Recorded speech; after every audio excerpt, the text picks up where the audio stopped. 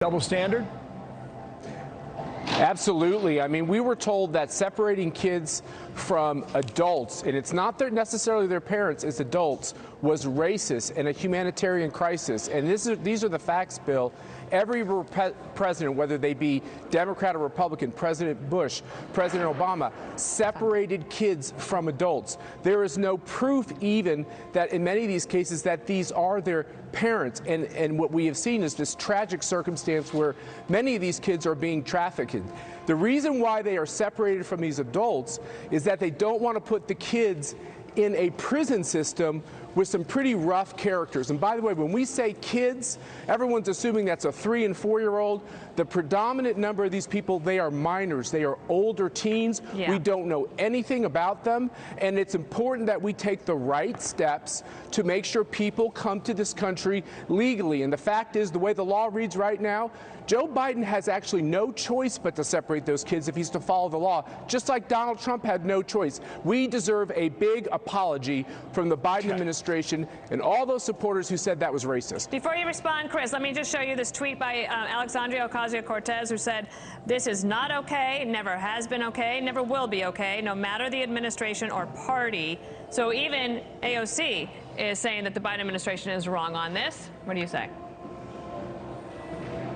I just listened to Matt say that the former guy deserves an apology for separating kids from their parents, ripping them from their arms sometimes. And if they didn't do that, they sent them to Mexico, where they were exploited and some even died. The former guy's policy on immigration was ridiculous. And if conservatives are serious about fixing the problem, CPAC should spend less time on the big lie this weekend and more time talking about the 2013 Immigration Reform Act, which had bipartisan support in the Senate and should be passed by Congress. Now, as for hang on one second, Matt. Make it quick, Chris. As for this facility, I agree. It should not be used. We should find other ways. We need comprehensive immigration reform. I'm not going to defend using this facility, but they are not putting kids in cages. Well, President Biden, he lost a court order about deportation just yesterday in Houston.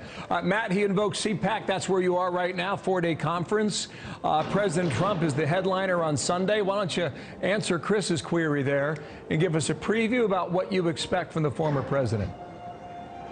I will, but when Chris criticizes this idea that minors are separated from adults, remember, we have no proof that they're their parents in most of these cases. He's criticizing Barack Obama, who bought those cages, opened these facilities, and did the very same thing, and now Joe Biden's doing the very same thing. So when he says I'm lying, let me talk. When he says I'm lying, understand that what he just said, I'm not going to question his moral stance, but what he just said was untrue. And this is the problem also with what conservatives are going to be talking about at CPAC. We're talking about the fact that the Democratic Party has embraced socialism and very radical policies that undermine the founding of America, the Bill of Rights, and they constantly use this charge that we're racist and we need to be deplatformed and we need to be silenced. And that's why we're going to uncancel America. Now, Chris, let me talk. We're going to uncancel CPAC. 7 sections. And we're going to uncancel CPAC, and it's going to be a great event. Okay, yeah, it was canceled. Any last word, Chris? Is that going to be it? Look, here's the thing. They've got 7 sessions on the big lie that led to an insurrection, and they're calling the Democratic Party anti-constitutional. Please, spare me your indignation, Matt, and get with the program. Acknowledge that Joe Biden was president at the beginning of CPAC so the American people can move on from the big lie that your featured speaker will be talking about all weekend. You got to roll. Make it quick, Matt. Wait, Bill and Dana, let me just say real quickly. Joe Biden is the president, and it's another lie for you to say that somehow questioning illegal voting is questioning whether or not he's the president. He's the president, but we can never vote for president like that ever again. Matt, Chris, thanks. I hope you guys the only legal vote was cast by a Republican by his dead mom. You guys, whoa, hey now. Okay. You guys will be great in a bar, but not at 10 o'clock in the morning. A little early.